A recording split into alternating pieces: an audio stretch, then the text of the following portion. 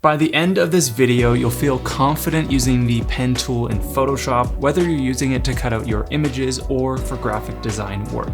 So the first question on our mind should be, why are we using the pen tool at all? Especially for selections, it's time consuming and likely drives you crazy since you clicked on this video. But despite the more time intensive nature of this tool, it has two big advantages.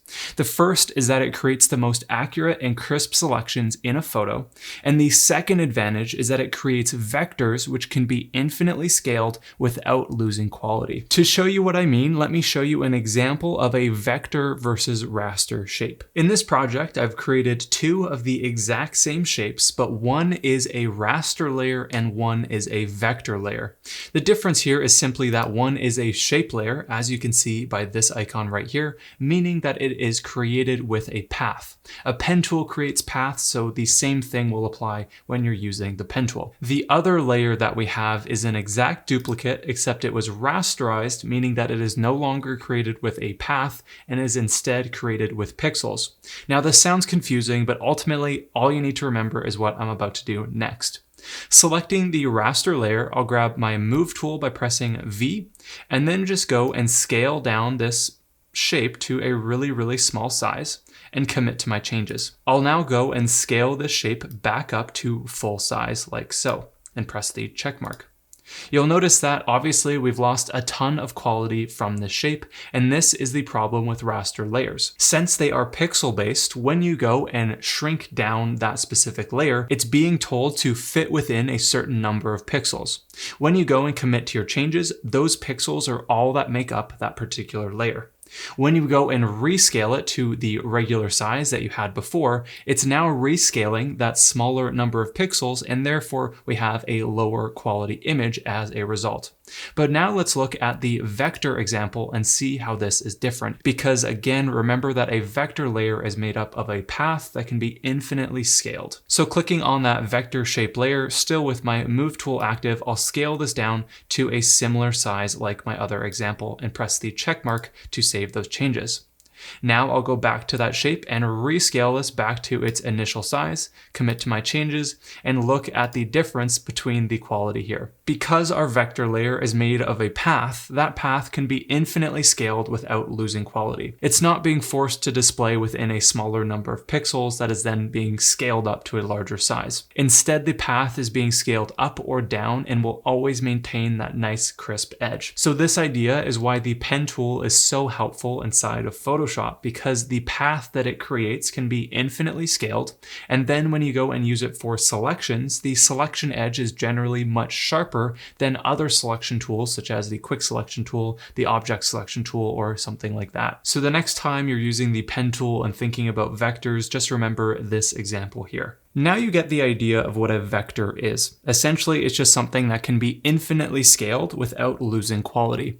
But when you go to select the pen tool in Photoshop, you'll notice there are three types of pen tools to choose from. The pen tool, which we'll call the standard pen tool for now, the freeform pen tool, and the curvature pen tool. All three of these tools work quite differently, so let's break them all down now. The standard pen tool is the version you'll most often use for cutting out images or creating shapes. The way this tool works is by adding an anchor point anywhere you click, and then connects each anchor point with a straight path by default. Or it will create a curved path when you click and drag. By creating a series of anchor points and curving paths to trace an object, for example, you can turn this path into a selection to cut out an image while maintaining a crisp edge. This is something you'll learn more about later in this lesson. Ultimately, the standard pen tool is the most well-rounded version of the pen tools that can be used in nearly any situation, with the exception of fine details like hair or tree branch selections. But that's also an exception for all pen tools in general. The next type of pen tool is the freeform pen tool. The easiest way to think of this is like the lasso tool, except it creates a path anywhere you click and drag rather than a selection. Most of you will have no use for this tool, but it can be an option to create freehand vector art, for example. While this tool is active, just click and drag around your canvas and a path will follow wherever you go. Due to its limited uses, you can probably see why you won't use this tool very often. Finally, we have the curvature pen tool.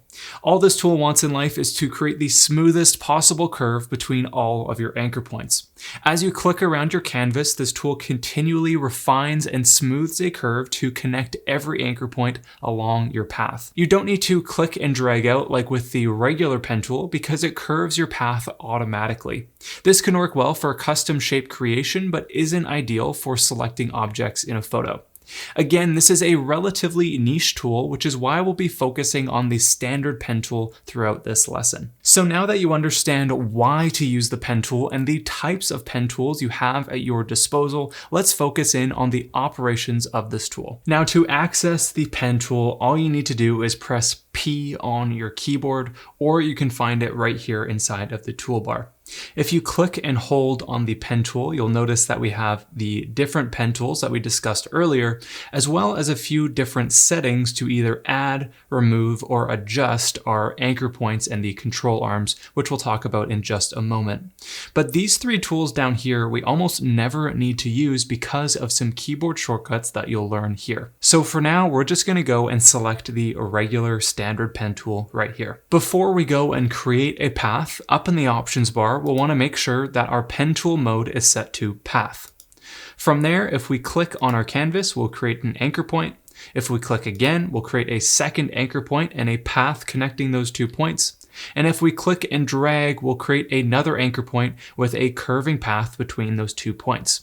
Now, when we go and curve a path, you'll notice that we have these 2 little arms. These are called control arms, and they dictate the curve between 2 different anchor points.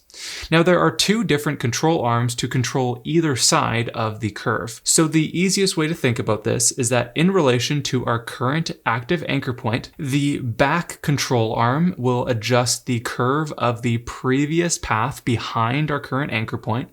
And the following control arm, or the front control arm, is going to control the curve of our next anchor point's path.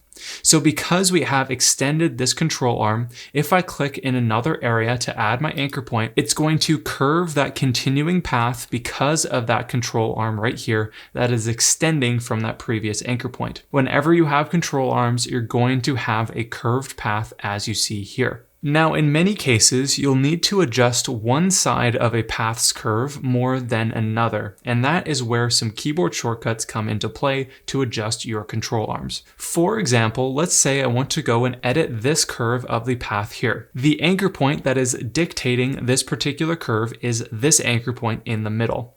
To select that anchor point, I'll hold Command or Control and click on that anchor point to activate it. By holding Command or Control and clicking on that anchor point, we reactivate both of our control arms. If we hold Command or Control again and click on either of our control arm points, those little white circles at the end, while holding Command or Control and clicking and dragging, we can adjust this curve as we would like. Both of the control arms are linked in this particular case by default, so anything that you do to one control arm in terms of angle will happen to the other one as well. But what if you want to go and adjust the curve of the path behind your anchor point more than the curve of the path in front of your anchor point? This is really common when you're cutting out an object, as you'll see later in this lesson. In that case, holding Command or Control and clicking on these control arms is not going to be that helpful because it's adjusting our curve in unison. So to make our lives a little bit easier, what we can do is break apart these control arms so that they're able to be adjusted independently. By holding Alt or Option and clicking on either edge of our control arm, depending on which side of the curve you want to adjust, this will temporarily enable our Convert Point tool, which can be found inside of the pen tools here. So the Convert Point tool is activated when we go and hold Alt or Option. While holding Alt or Option, we can now click on the edge of that control arm and notice how I can now adjust this curve independently from the forward curve related to that anchor point. While holding Alt or Option on the other control arm, I can now adjust this one independently as well to suit the shape of whatever object I'm trying to trace or whatever shape I'm trying to make. This is going to make a little bit more sense when we go and cut out an image, but for now you just need to understand these basic operations. Once you're finished editing your control arms, you'll want to go and continue adding to your path.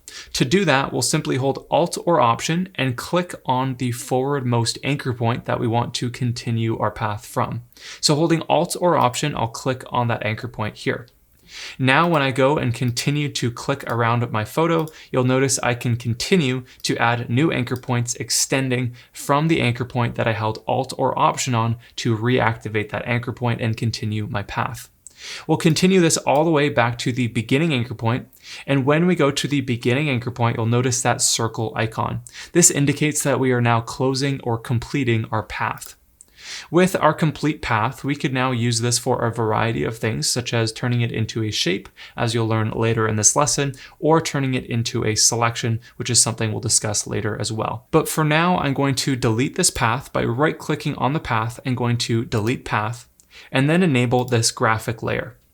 I'll go ahead and use the pen tool to trace one of these shapes around this particular graphic. With the exact same settings as before, I'll just zoom into my photo and I'll put the tip of the pen tool icon in alignment with the edge of that object. Now I'll go and click to another area along this object to create a path and click and drag out to curve that path.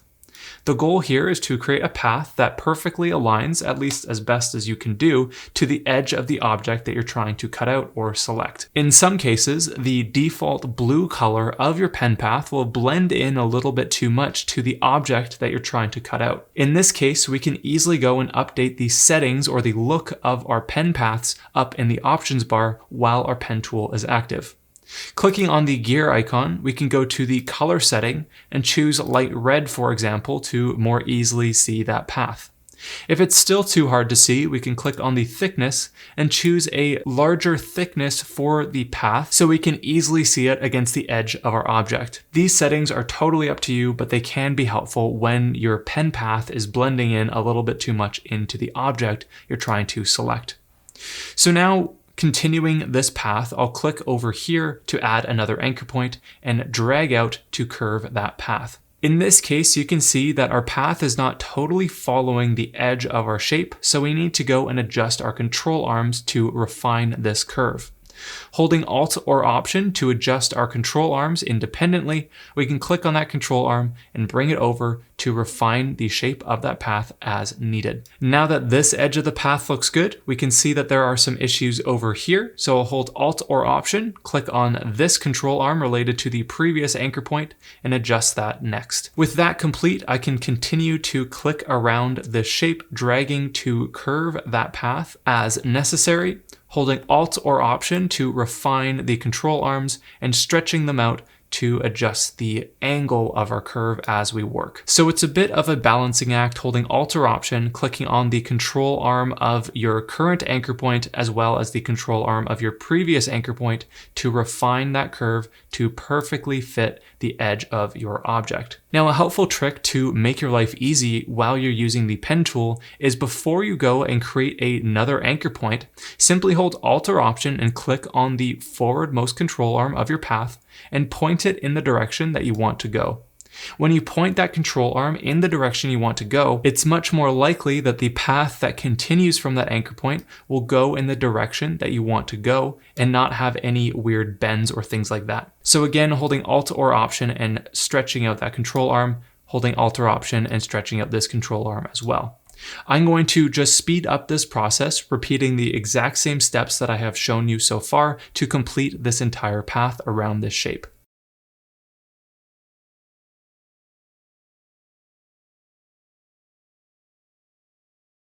Clicking back to the starting anchor point to complete that path, we now have a finished path. But what if there are any areas that you want to refine after you have completed your path? Well, in that case, all we need to do is hold Command or Control and click on any of your desired anchor points to bring up the related control arms that you can now go and refine as necessary using the Alt or Option keys. If you need to go and remove an anchor point that you have created within your path, the easiest way to do that is simply by enabling the Auto Add Delete option in the options bar. And while you have that option enabled, we can click on any anchor point, and you'll notice we have that little minus icon beside our cursor. If we click, that will delete that anchor point. If we want to go and add back an anchor point to an area of our path, still while the Auto Add Delete option is enabled, we can hover anywhere over our path. Notice that little plus icon beside our cursor. We can click, and then we have added a new anchor point. To move an anchor point separate from the control arms, just hold Command or Control and click and drag to move that anchor point as a whole rather than the independent control arms. So with all of those ideas in mind, we have completed a path around this shape. But say I hold Command or Control and click outside of that path, this will deactivate that path. If I go and try to use the pen tool again, it's just going to create a brand new path for me. So how can we go and re-access the anchor points of an existing path that we have no longer selected? Well, pressing Command or Control Z to undo those adjustments, all you have to do is hold Command or Control and click on your path like so. If you run into a situation, for example, where you have an incomplete path, for example, we have this line here. If I hold Command or Control, click outside of that path, it is no longer selected. Holding Command or Control to reactivate that path, just as we did a moment ago, this will reactivate that path and all of its anchor points. But when I go and click in a new area, it just creates a new path again. So how can we go and continue on from the path that we just selected? Well, pressing Command or Control Z to undo this. As you saw earlier, all you need to do is hold Command or Control and click to activate that particular path. Then hold Alt or Option and click on either of the ending anchor points that you want to continue your path from. So let's say I want to continue from this anchor point. I'll hold Alt or Option, click on that anchor point, and now I will continue to create a path from that area, using this path to either define a custom shape, a selection, or something like that. So now that you understand the operations of the pen tool, let's use these skills to cut out an image in Photoshop. Now, before we go to cut out an object from an image, if you're feeling slightly overwhelmed by all the little details of the pen tool, I created a free pen tool cheat sheet you can get below this video. Just type in your name and email, press send, and the cheat sheet will instantly appear in your inbox. By joining my email list, you'll also get first dibs on new cheat sheets like this one in all of my future lessons. Again, you can grab that free pen tool cheat sheet in the description below, and with that, let's get back to Photoshop. Just like before, we're going to select the regular pen tool, and then with our mode set to path with auto add delete enabled, we can begin to go and create a path around the object, or the person in this case, that we want to go and select. If you would like to have a practice image for yourself, I'll leave a link for something similar down below this video. But anyways, the first step in the process is starting near the edge of your subject wherever you would like. Just like we did in the previous example, we'll click to add an anchor point near the edge, and then just continue to add anchor points along the outside of your subject. Now, what I would recommend doing is adding an anchor point anywhere that there is a significant change in angle of the subject's edge. That way, it's going to be easy to trace the outline of your subject using the pen path. When you run into situations where you have stretched out the control arms, just remember to hold Alt or Option, point the forwardmost control arm in the direction you want to go, and then continue that path as necessary, dragging out like so. Again, holding Alt or Option, moving that forwardmost control arm, pointing it in the direction that we want to go, and then continuing on that path as necessary, holding Alt or Option to refine the control arms as needed. Now, because this is a thicker path, I have a hard time seeing the quality of the edge, so I'll click on the gear icon and change the thickness back to 1 pixel. Now I'll continue to add to this path all the way around my subject using the same methods that you learned in the last example, just clicking and dragging to curve that path, holding Alt or Option to adjust the control arms as necessary, pointing that forwardmost control arm in the direction we want to go, and adding anchor points anywhere that there is a significant change in angle around the edge of our subject. Now, depending on the object that you are cutting out, this is naturally going to take a little bit of time. So just put on some music, have a little bit of patience, and just enjoy the process as we do this. The end result gives you a really good and crisp selection, so all of your efforts are worthwhile. Since you now understand the premise of what I'm doing here, I'm just going to speed up this process of the general outline around my subject using the exact same techniques that you've learned so far.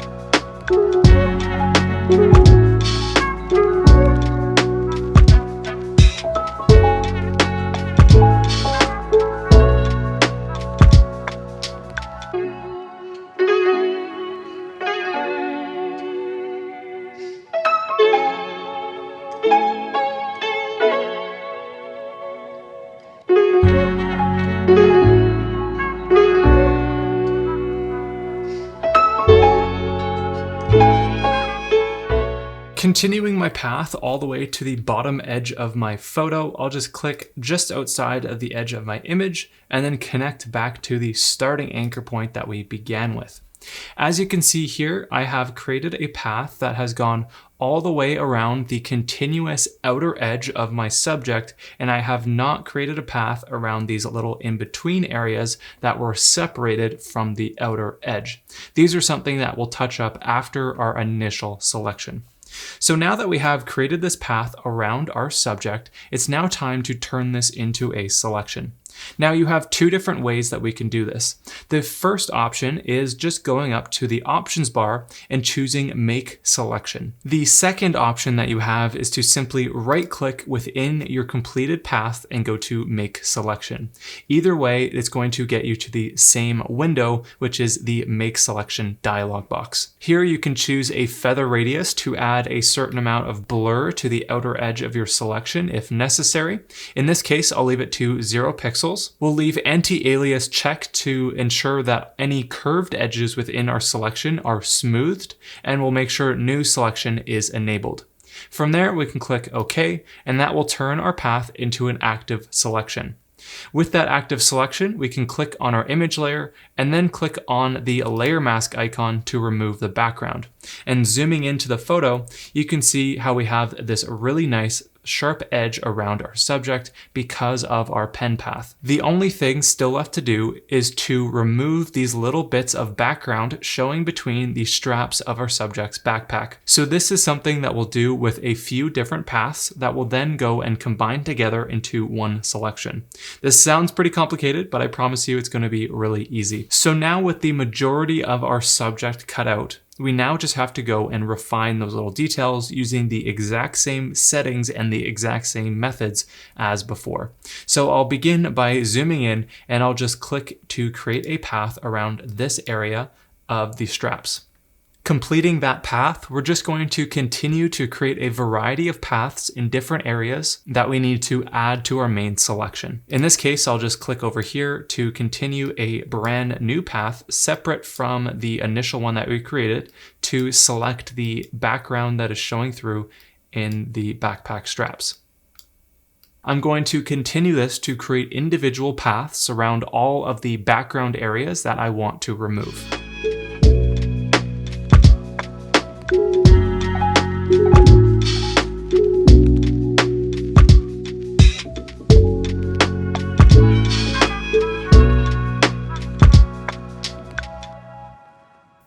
Now with this variety of individual paths created, you can see them in red around my subject here, we need to go and select all of those paths at once. The easiest way to do this is to hold Command or Control and click and drag out over the area that all of your paths are inside of. You can see that little blue box. Anything inside of that blue box will be selected if it is a path. Now with all of our paths selected, indicated by the anchor points we can see all over them, we can now turn this into a selection by once again either right-clicking inside of a path and going to Make Selection, or we can go to the Make Selection option in the options bar while the pen tool is active. I'll click on Make Selection. Inside of the dialog box, I'll use the same settings as before and click OK. This will turn all of those paths into selections, and we can now fill them with black to make them transparent on our layer mask. So clicking on the layer mask that we want to edit, while those selections are active, we can set our foreground color to black and just press Alt or Option and delete. Or you can go to the contextual taskbar, click on the fill icon, and go to black, if that's a little bit easier for you. Doing that will apply black or transparency onto the layer mask that you have selected. We'll press Command or Control D to deselect that, and now we have successfully cut out our subject using the pen tool, including all of these little details around our subject straps of the bag. And zooming in, it has super sharp edges that would be very, very hard to create with any other selection tool. Now, the final way that you can use the pen tool in Photoshop is to create shapes. And in this example, we're going to use the curvature pen tool to create this sort of wavy blob shape. Going to the pen tool in the options bar, clicking and holding, we'll go to the curvature pen tool. With the same settings that we've been using before, so our mode set to path, I'll just begin by adding an anchor point on my canvas and just clicking around in a few different areas. And again, remember this tool just wants to create the smoothest possible curve between all of our anchor points. So we can pretty freely do this adjustment as we would like. So let's say that this is the shape that I want to create. At this point, it is just a path, which means it doesn't have any fill or stroke settings. But to turn this path into a shape that has shape settings, all we need to do is go up to our options bar while our pen tool is active and click on Make Shape. This applies through all of the different pen tools available in Photoshop. Clicking on Make Shape, that will turn that path into a shape by adding a fill. You'll notice that it creates a shape layer indicated by this little icon right here. Now to go and change the properties of this shape, such as the fill and the stroke settings, all we need to do is select our shape tools by pressing U on our keyboard. While we have any of our shape tools enabled and the shape layer highlighted in the layers panel, we can now go and adjust the fill setting, for example, to change the color of that particular shape, as well as changing the stroke setting to change the outline color of that shape along with the thickness. So these are things that you can infinitely customize to your liking depending on the shapes that you would like to create. Now, what if you create a shape with the pen tool in the method that we just mentioned here, but want to reuse this shape in other projects? Well, you can easily save any path into a custom shape by doing the following. Since we've already converted our path into a shape, we can just go up to Edit and down here to Define Custom Shape. We can now give our shape a name. I'll call this to Blob and click OK. Now if we go to our shape tools and select the Custom Shape tool, up in the options bar we have a shape setting, which if we click on the drop down arrow and scroll to the bottom of this list, you'll see our little blob shape. Clicking on that shape, I can now click and drag out to create that same shape as before, and it's going to create a new shape layer with whatever fill and stroke settings that you have set in your options bar. If you're unsure about how to use the shape tool settings in Photoshop, be sure to check out my shape tool video up in the corner right now. But this is ultimately another great way that you can use any of the pen tools in Photoshop beyond just creating really nice selections. So now that you feel more confident with the pen tool in Photoshop, all that's left is to practice. At first, this tool can feel quite finicky, but with time, it becomes easier and a lot more intuitive. But to help you practice and remember all the little steps along the way, remember to grab my free pen tool cheat sheet below this video, which breaks down all the key techniques you need to remember while using this tool. Again, you can find that down in the description below, and it's totally free. But anyways, thank you so much for sticking around. I hope you learned something here, and I'll see you next time.